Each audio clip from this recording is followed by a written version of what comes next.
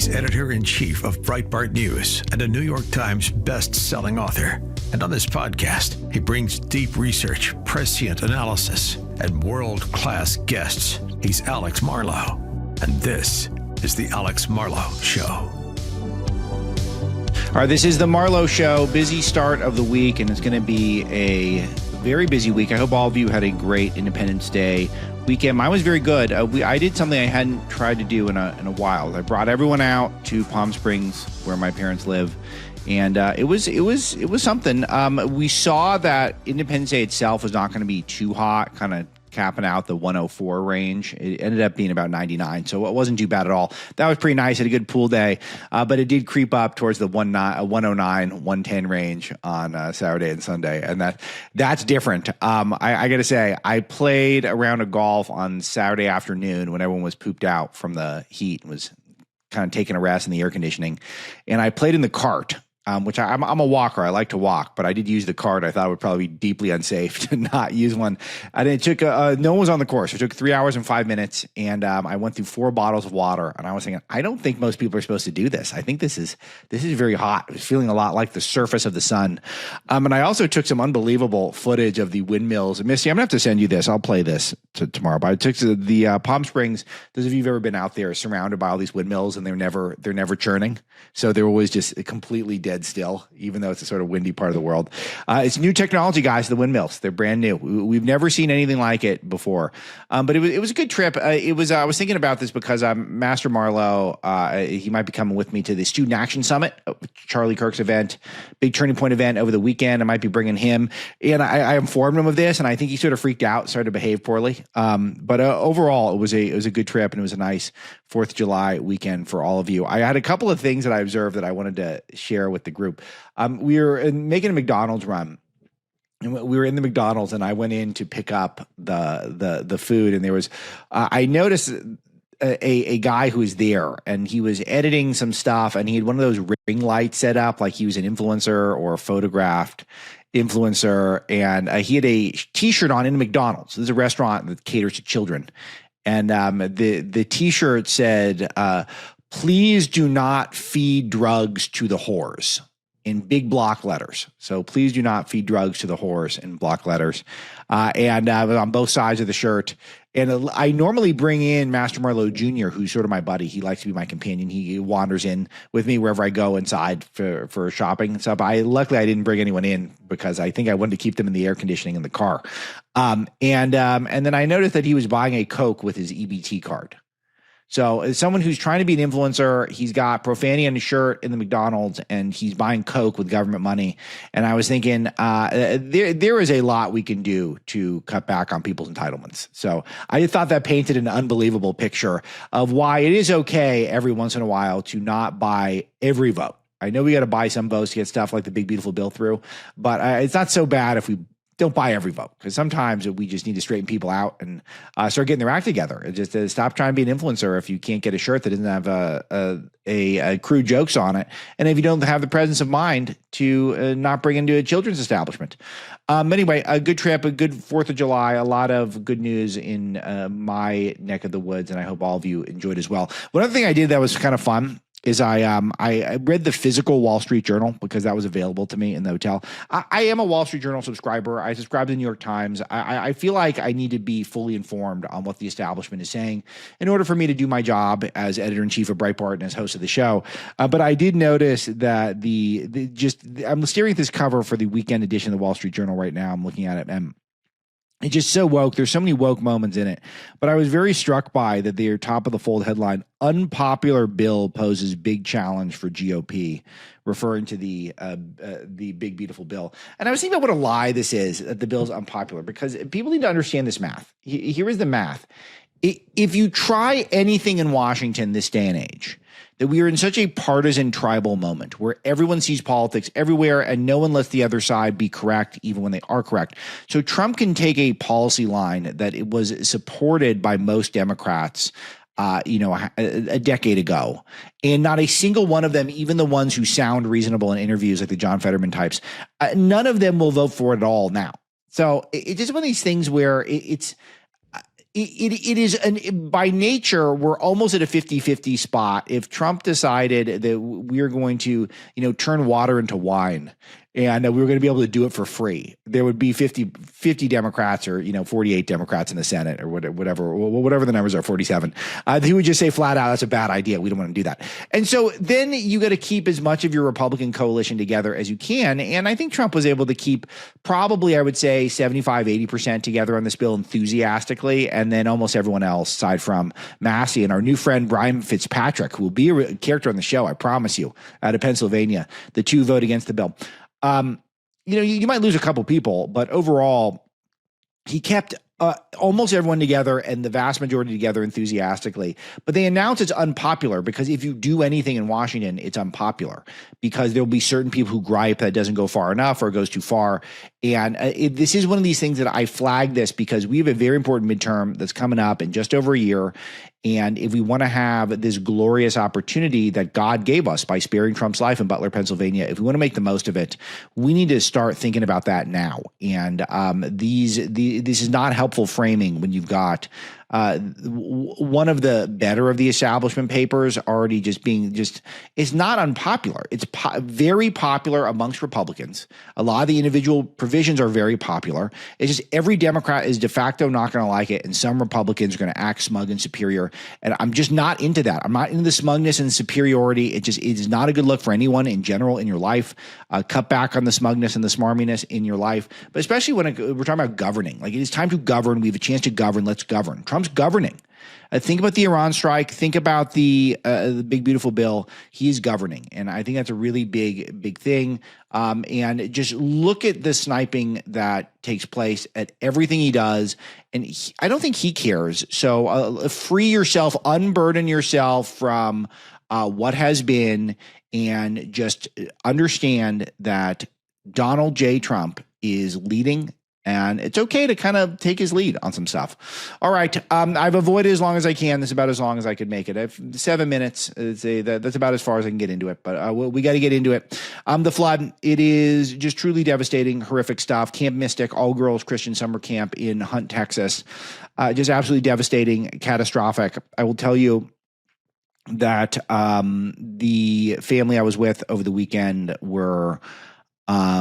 it's just interesting to just be out amongst normal people and not just to be confined to the virtual newsroom, my routine when something like this goes on, because you can really see the pain and the anguish causes people to contemplate the story.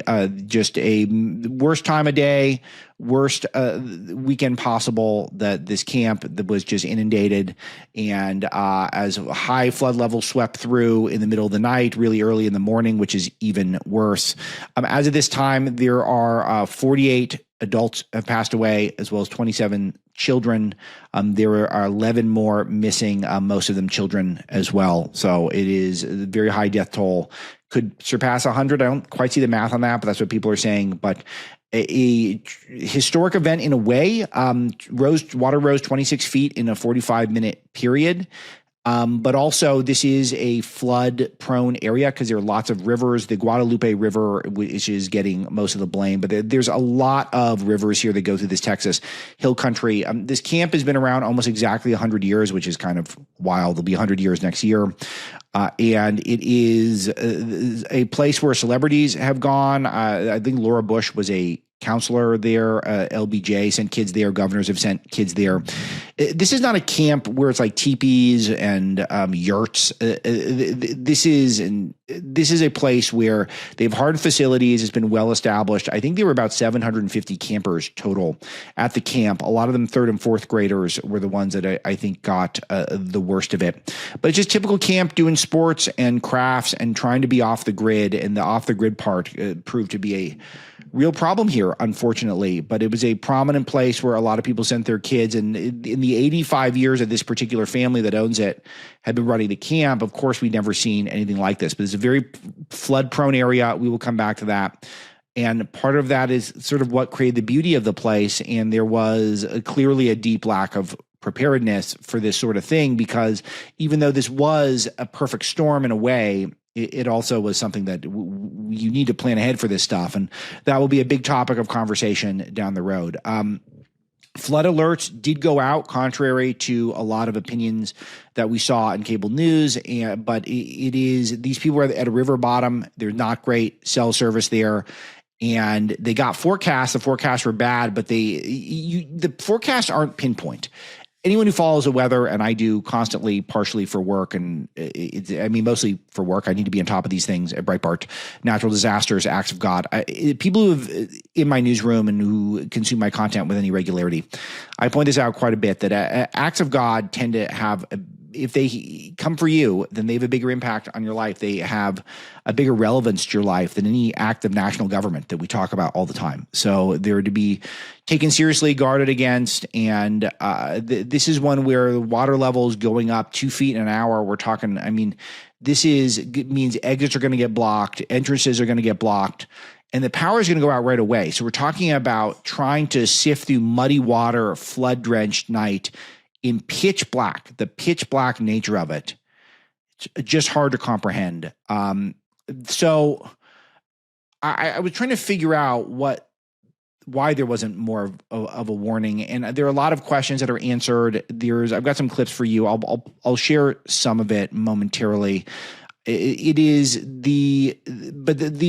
was not adequate warning, a flood warning system. This is something that just from my research I've done in the last 24 hours or so, it seems like there's been an effort to try to create a bigger warning system for nearly a decade. I think it's dating back to about 2016. And that's noteworthy because the left immediately ghoulishly started to blame Donald Trump for this, and more on that momentarily.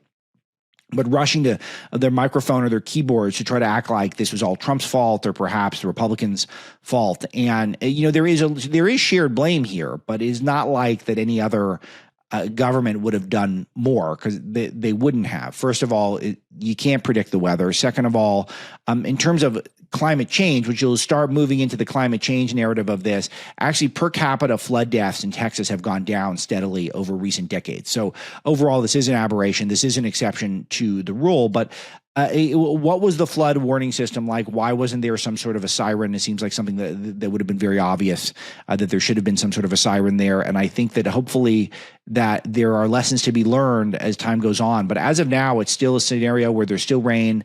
They're trying to identify bodies or trying to find new bodies, and we're still in catastrophe mode. But it is deeply disturbing what we saw in terms of the reaction from people online, trying to immediately act as though this is something that would have been controlled by a Democrat, or like a Democrat would have stopped the flood from happening, which is of course false.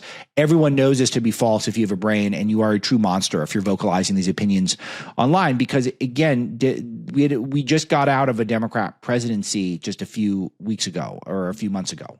And if it had been taken very seriously, I think people would have identified this problem. This problem had been identified, that there wasn't adequate flood warning around this area, and yet no one had lifted a finger, Republican or Democrat. So a lot of shared blame, and hopefully there is something that we can do to improve upon these things. Let California be a lesson to you. Let the devastation of the LA fires was well known. This is a tinderbox. This entire state is a desert. The water management is not good. I was doing a little bit on, I think it was, when was it? It was a Thursday or Friday. I was doing some work around the house, and I was actually doing some research into I got inspired to do some research into how California is recuperating from the floods. We'll create some content around this at Breitbart down the road. But it's not good. It's the reservoirs are not full. We're not building new infrastructure at a quick rate. We're not approving building permits so people can get back on their feet in the Palisades.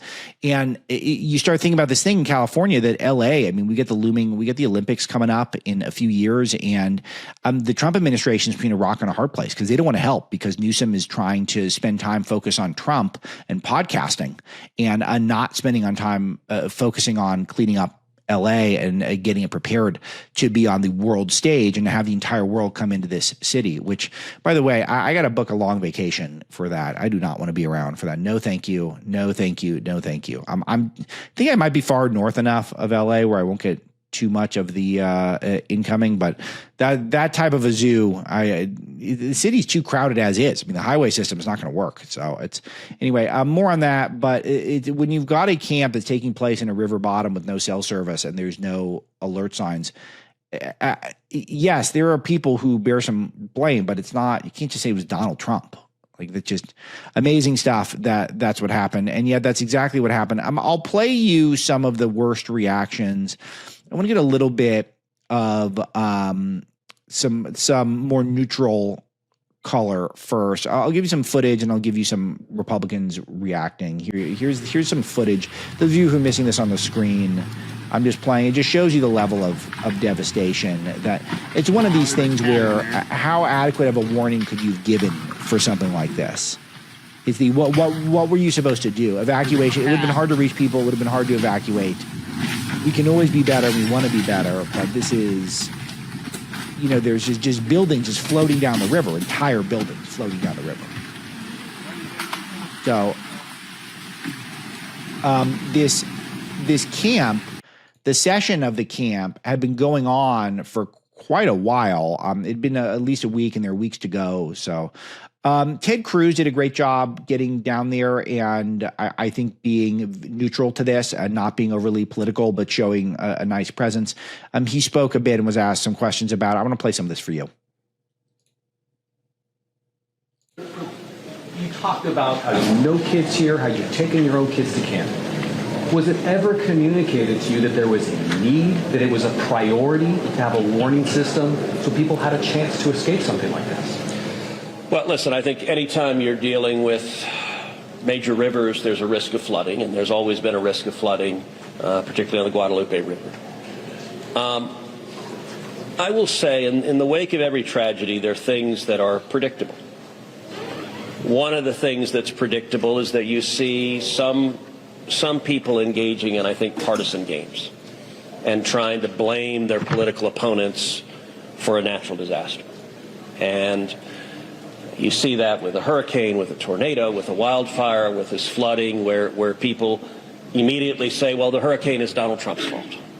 Look, that, I think most normal Americans know that's ridiculous. And I think this is not a time for partisan finger pointing and attacks. Now, after we come through search and rescue, after we come through the process of rebuilding, there will naturally be a period of retrospection where you look back and say, okay, what exactly transpired? What was the timeline? And what could have been done differently to prevent this loss of life? And that's a natural process. I think it should not happen in a bitter and partisan sense, but it should happen in a reasonable sense of saying, what lessons can we learn? And yeah, very good, and good leadership from Cruz. And I think that's the right tone. And I think that it's not, I think he's appropriately deflecting some of the Trump criticism without stridently doing so. I've got big plans for Ted Cruz in my mind, by the way. I've got a interesting section on him in Breaking the Law, which comes out in a few weeks that you will really enjoy. Some of my Ted Cruz commentary. I think even Senator Cruz will be surprised by it when that comes out. So just a reminder, if you're thinking of getting Breaking the Law early and often, it's the way to go. It's going to be big, guys. It's going to be big. All right. Kristi Noem also was on Fox, and she was speaking about him and give you a taste of what she was talking about. But frankly, the National Weather Service under President Trump has been working to put in new technology and a new system because it's been neglected for years. It's an ancient system that needed to be upgraded. And so President Trump recognized that right away and got to work on it when he came into office in January. But that installation is not complete and that technology isn't fully installed, but the alerts went out. We can continue to learn from every single situation, but know that during these times when we are trying to help people heal from situations like this, the best thing to do is to look and see how we can help and how we can walk alongside people and get them some relief. Make sure that we're doing all that we can to be more proactive in the future, but get through this terrible time right now as well. Sure, but it was well said. All right, here's President Trump. Oh, that's terrible. The floods. It's shocking. They don't know the answer yet as to how many people, but it looks like some young people have died. Any federal aid for that? Oh yeah, sure. We'll take care of it. We're working with the governor. It's a terrible thing. All right, so there you go, and prayers to all these families, and just for all of you to look in your heart if you're trying to look for people to blame right away for this, and just It's a loser's game. It's a loser's game, but it does reveal who people are. We're starting to see just some unbelievable stuff online. A pediatrician was fired for a vile post suggesting that Texas flood victims were Trump supporters who got what they voted for. Got what you voted for. Your third or fourth grader dies. This is Houston pediatrician Dr. Christina Propes suspended for a social media post. This is the hate that is in the hearts of the anti-Trump left. May all visitors, children, non-MAGA voters, and pets be safe and dry. Kerr County MAGA voted to gut FEMA. They deny climate change. May they get what they voted for. Bless their hearts, the smug, gross stuff. It is, I mean, they're just evil. There's evil among us. There are demons among us. You have to be very careful with pediatricians. You guys know I'm very pro-doctor, but they have immense amounts of power in society, and you got to keep an eye on that. And the vast majority of them sure do great work, but you got to keep an eye. They have a lot of power in society because they're your main doctor when you're constantly on the doctor all the time. So you get some real power trips going on.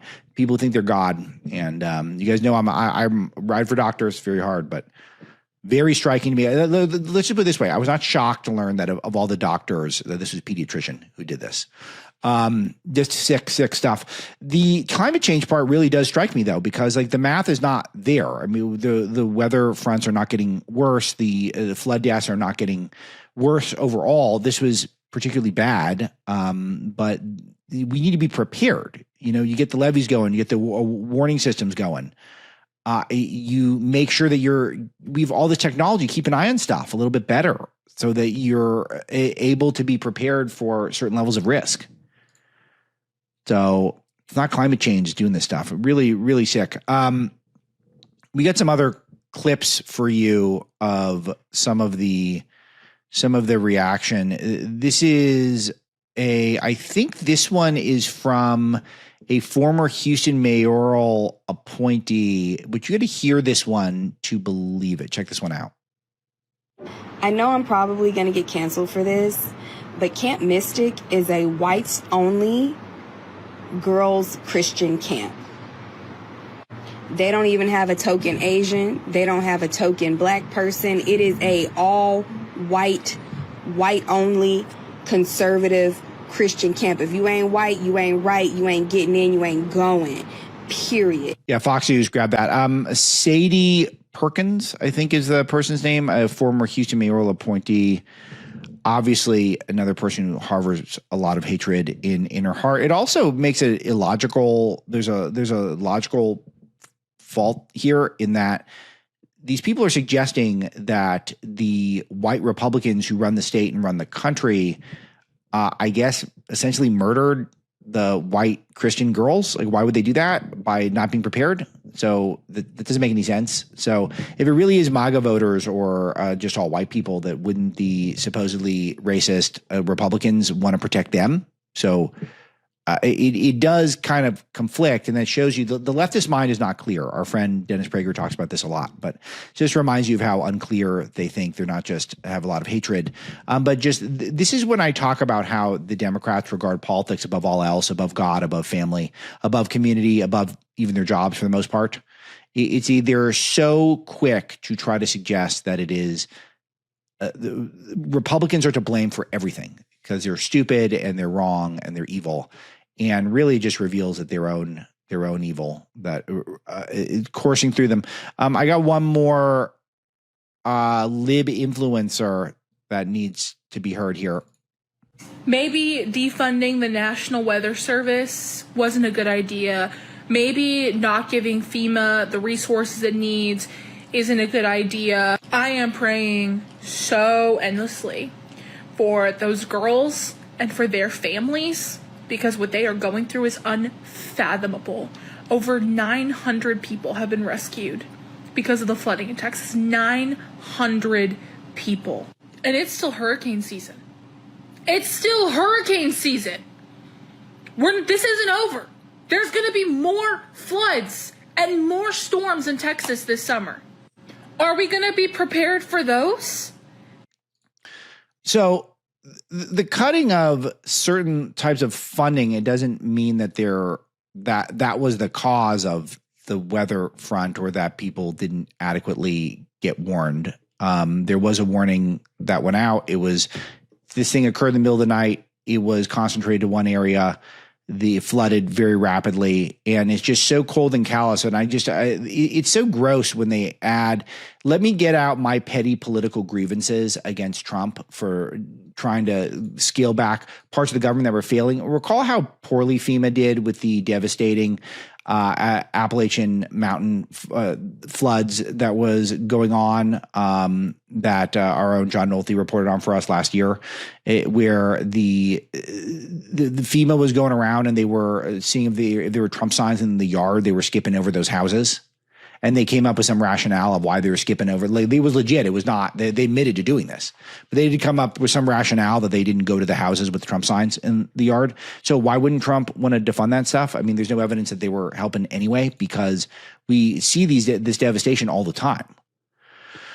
Anyway, it's just so unproductive. People try to be unproductive, and they just try to be petty and political. And it's a sick thing. So I don't want to dwell on it anymore. I would rather talk about the real news. I mean, our Texas team at Breitbart has done an amazing job. My Breitbart Fight Club interviews with Randy Clark, who's a Border Patrol agent for many years. And we had an active shooter in tactical gear storming a Border Patrol station in Texas.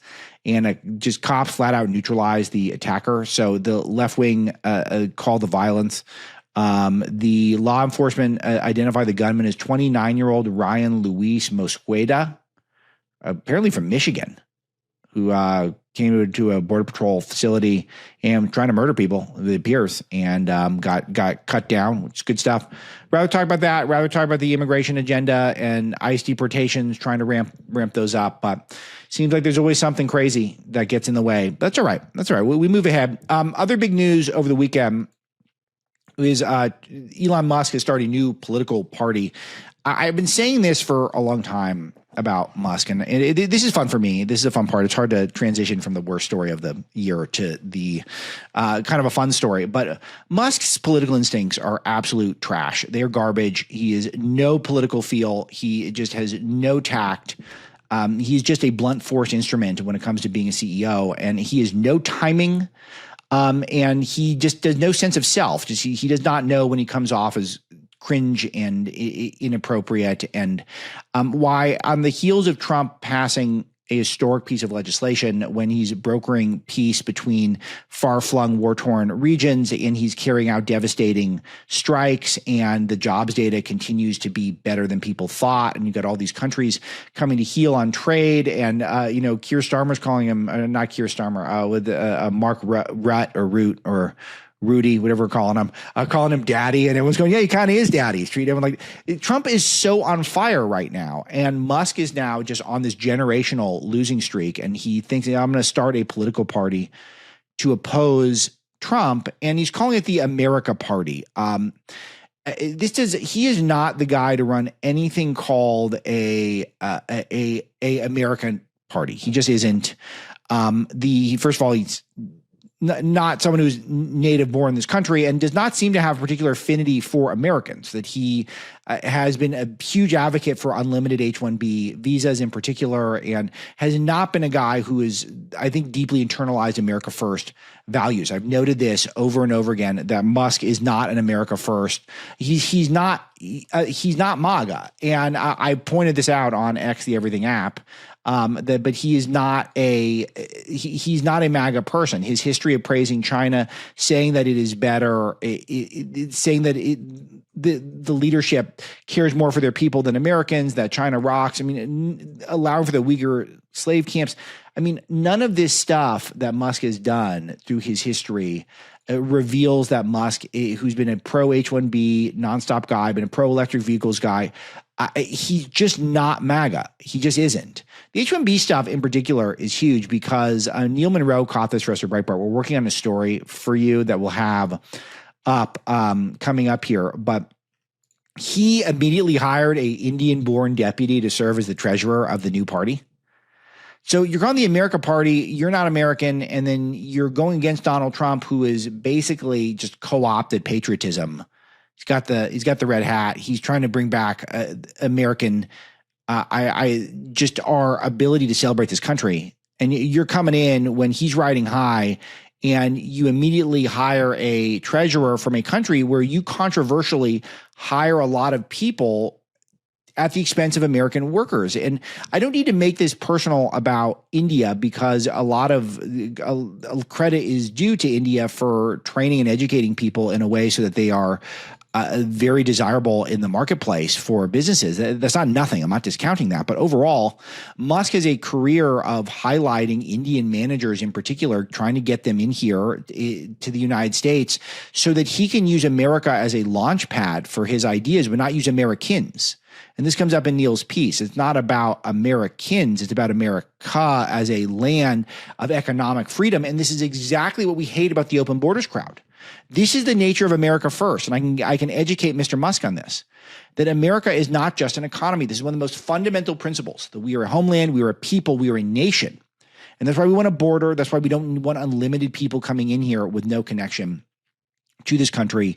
And it is absolutely among the top tier ideas for MAGA. You guys have heard me talk about how the media is broken and how legacy media and big cable are filtering information to hide the truth. And this is driving America's trust in the media down to historic lows. It came up on today's show. We're talking about CBS News censoring Kamala Harris intentionally in order to try to help rig the election against President Trump.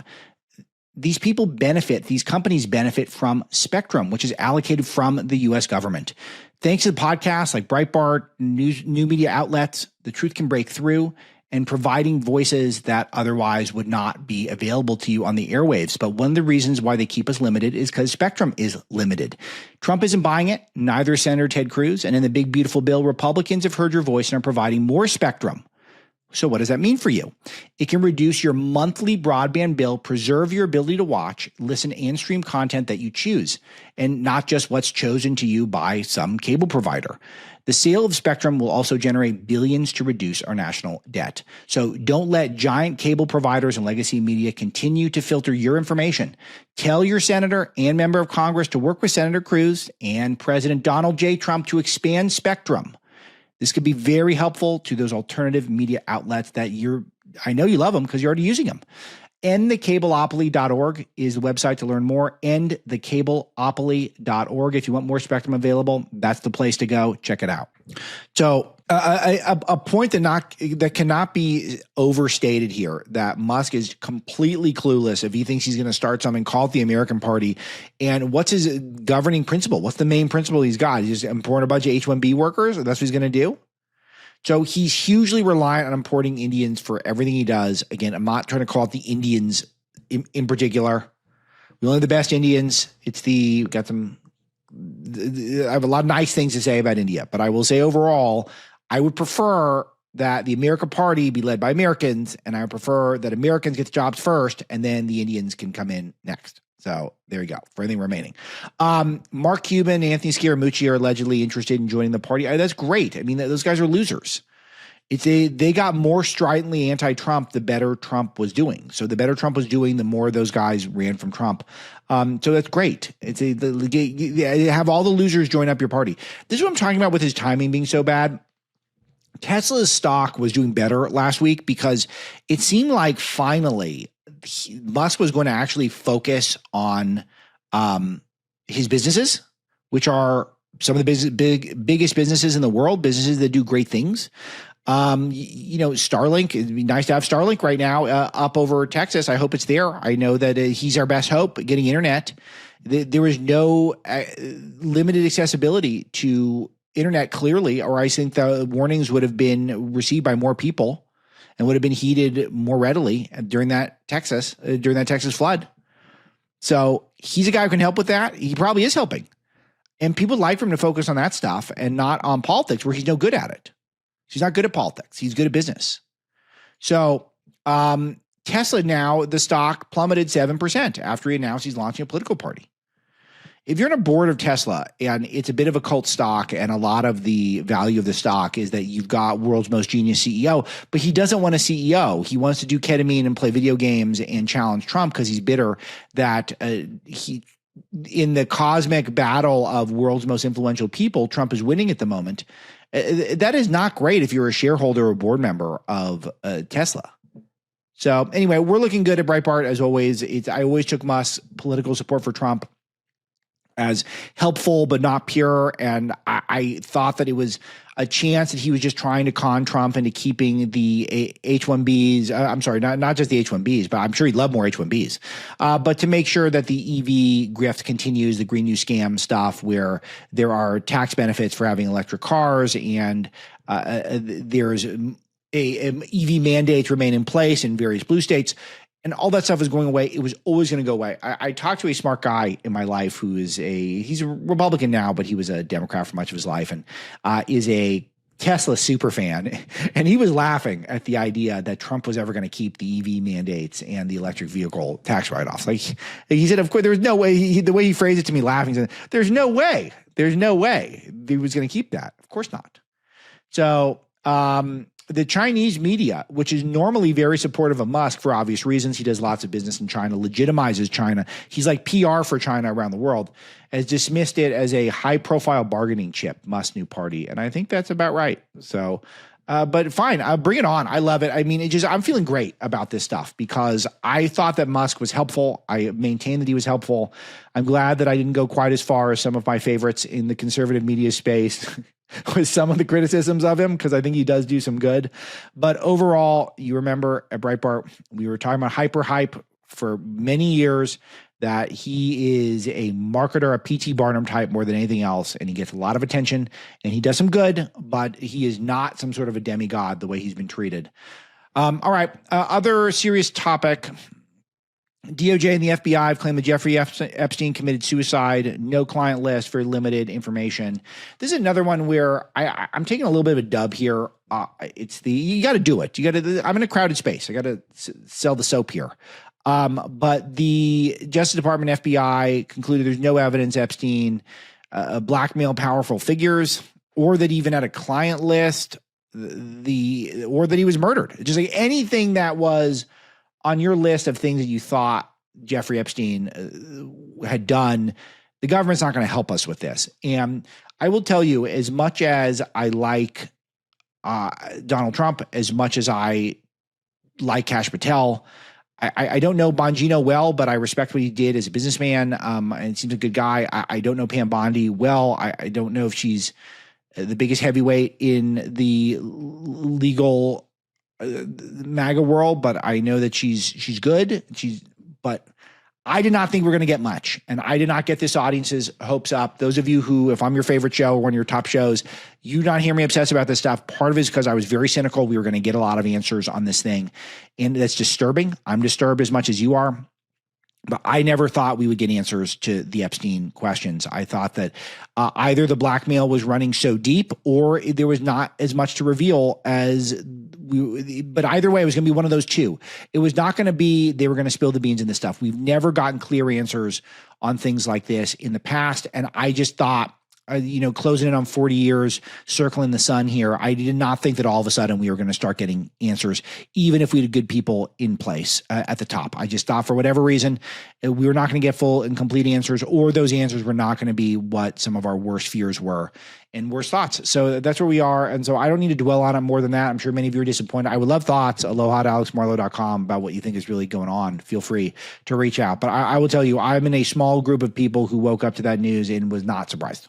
So nothing surprising there in my view. But I will say the messaging between the FBI and the DOJ, not strong, because I see a lot of base voters not being satisfied with the way this is being communicated to them. And that's my audience. That's you guys. So I want you to be spoken to respectfully about these issues that have been deep curiosities among this audience for so long. And we're not getting clear answers. I don't like that. It bothers me. I wish we could, but I don't love spending time on it because I just don't think it's going anywhere. I would much rather spend time on Democrats' silliness and making fun of them. And we're going to make fun of Eric Swallwell now. So Eric Swallwell of Fang fame, who is one of the thirstiest in the Congress. Nancy Mason's got to beat, though. She's the thirstiest for sure. But Swalwell's up there among the needs to be in front of a camera the most.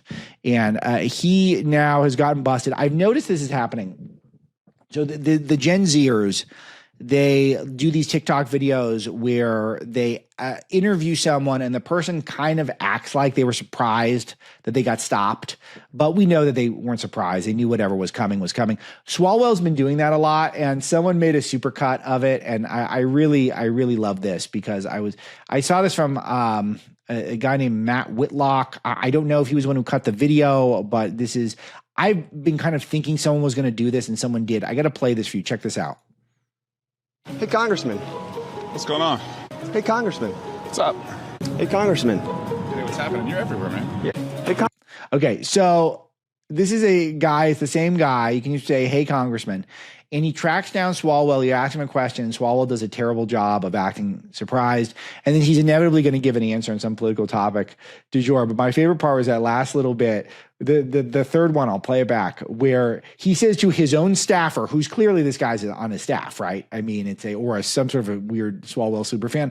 I'm guessing guy on his staff. He says to him, you're everywhere. Like, yeah, the guy who works for you is going to be where you want him to be. So, and you see Swalwell with all these looks. He's trying to look cool, but he's putting on a little weight and he's got a little bit of the neck drape going on. He's got a little paunch going and he's got the iced coffee, but he thinks he looks super cool. He thinks he looks like Top Gun here. Let me play this again. Hey, Congressman. What's going on? Hey, Congressman. What's up? Hey, Congressman. Hey, what's happening? You're everywhere, man. Yeah. Hey, Congressman.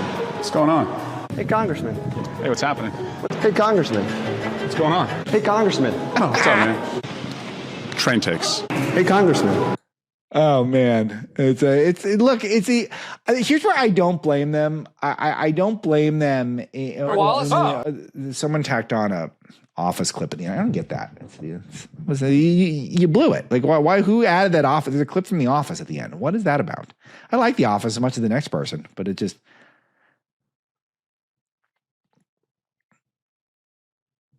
Yeah. Yeah, they're acting like Misty's theory is that it was like a scene between where Swalwell's like Dwight and Michael Scott surprising him, but you didn't need it. It was good enough as is. Look, this is a show where I give out a lot of advice on how to have a great social media presence. I know this. I know that we've done very well in social media at Breitbart. Anyway, here's my point: is that. I will say positive on the positive front. The Democrats have nothing else to do because they've all decided everything Trump does is bad. So they just have to oppose Trump. And so their real job is, I guess, to just basically be pundits online and to be influencers and to not legislate because they have no interest in compromising at all. They have no interest in improving any bills because the thing is, what you give away is when you're willing not to support anything that a Republican puts out, then you lose all of your bargaining power. So their only power is to be influential in the press. And I guess this is how they think they're going to do it, is try to appeal to people just by doing these silly videos. But once you get exposed for having just a shtick, it's just meaningless. Fun. Anyway, all right, I got one more that's still not as cringy as we got a Shri Tanadar who had brought impeachment against Trump. How's that going, Misty? Can you give me an update on how the impeachment's going? Maybe we can check in on that tomorrow. But I got a video of Shri Tanadar dancing, and I thought you guys should all evaluate this and see if he can make the next Dancing with the Stars. Whether or not we should, maybe he could do the Olympics. He could go against who is that chick who is doing the Borat style dancing? What was her name? Rad or something? Check this out.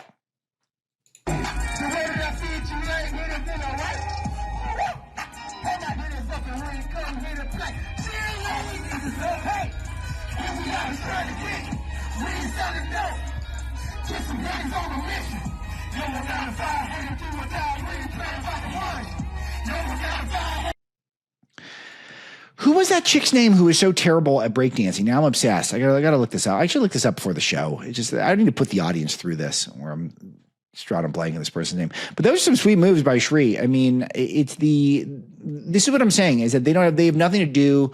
So all they can do is dance battles, blame Trump for national disasters, and then make TikTok videos. That's all they have. They have nothing else. And they deserve to be laughed at. In the meantime, President Trump is announcing a 25% tariff on Japan and South Korea.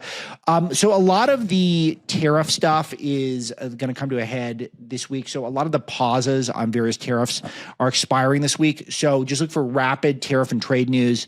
I will bring bring you the latest from John Carney on the subsequent shows this week. So we will keep you focused. We'll make sure this is your best tariff podcast that you got. So we'll have that going for you later in the week. But he's announced, it's all are the deal, but tariffs going up on Japan and South Korea. Clearly he's making demands this will extend to other countries, probably even by the time this show comes out, definitely by tomorrow. He wrote a letter noting that the new tariff rates are lower than what would be required to offset U.S. long-running trade deficit. So again, we're talking reciprocal trade. And the president says his administration will work to get any necessary approvals to move manufacturing into the U.S. in a matter of weeks if those companies would like to come and work here. So it's all bargaining, art of the deal, clever stuff from Trump, and more to come at Breitbart News and later on the show. One economic thing I'm tracking that's not a positive is, and this was in the Wall Street Journal, so it did benefit my Wall Street Journal reading.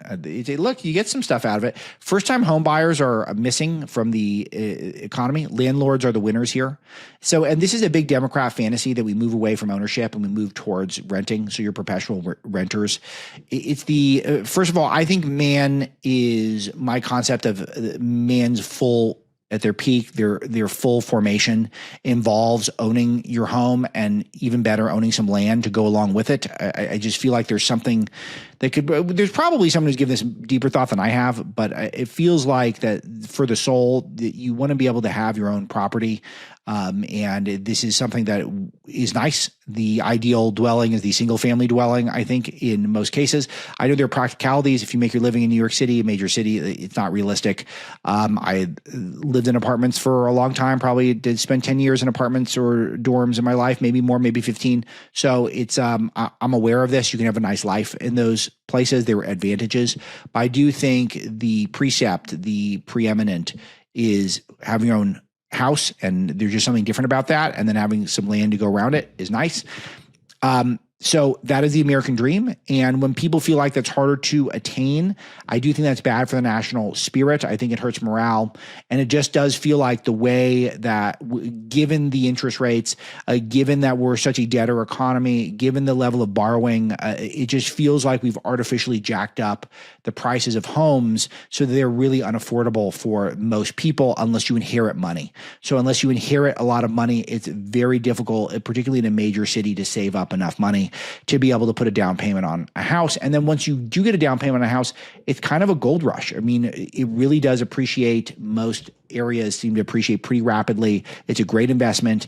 It's just one of these things where it favors the wealthy, and a lot of it is because of the borrowing that we've done as a society. And we do need to have another conversation about this. But America's renter population is at a record. Fewer people can afford getting on the housing ladder. And it is a ladder. You do keep chipping up.